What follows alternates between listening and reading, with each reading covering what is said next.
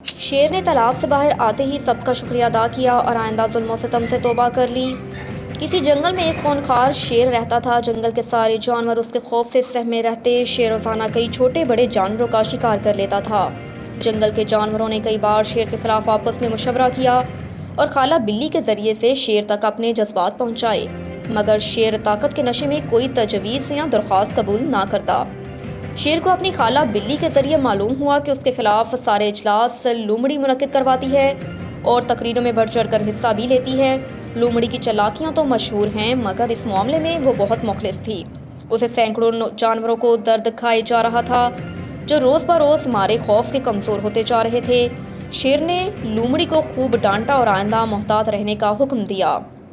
लोमड़ी पहले ही दूसरे जानवरों की वजह से शेर के खिलाफ तहरीक चलाने का इरादा रखती थी।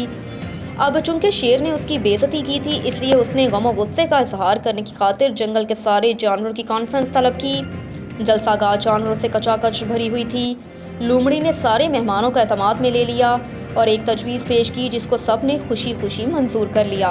अब क्या था कि शेर साहब के खिलाफ सोची गई तरकीब पर अमल करने के लिए सब जानवरों ने एड़ी चोटी का जोर लगाने का फैसला किया। शेर को इस हंगामी इजलास के कानो कान खबर तक न हुई, क्योंकि इजलास के रोज़ शेर की काला बिल्ली को नहीं बुलाया गया था। लोमड़ी ने कुछ दिनों बाद मंसूबे पर काम शुरू कर दिया। चूहों ने बड़ी महारत से ज़मीन में सुराख किए। अबाबीलों से लेकर हाथी तक सब जानवरों ने शिरकत की और देखते ही देखते चंद दिनों में एक बड़ा तालाब बन गया।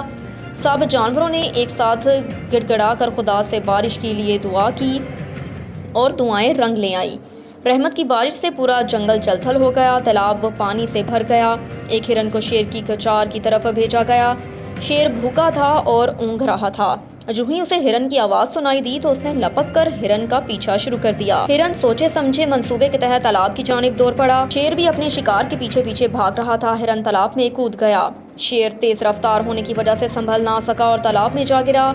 हिरन के गिरते ही किनारे पर खड़े हाथी ने उसे अपनी सूंड के जरिए बाहर निकाल लिया। जंगल का बादशाह तालाब में डुबकियां खाने लगा। तालाब के इर्द गिर्द जश्न का समा था। शेर ने गोते खाते हुए माफ़ी चाही और आइंदा मार धाड़ ना करने का वादा किया। लोमड़ी का दिल पसीज गया और उसने शेर को मुआफ़ करने की दरख्वास्त पेश की। लोमड़ी ने बिल्ली की जमानत पर शेर को तालाब से निकालने का बंदोबस्त किया। शेर ने तालाब से बाहर आते ही सबका शुक्रिया अदा किया और आइंदा जुल्म और सितम से तौबा कर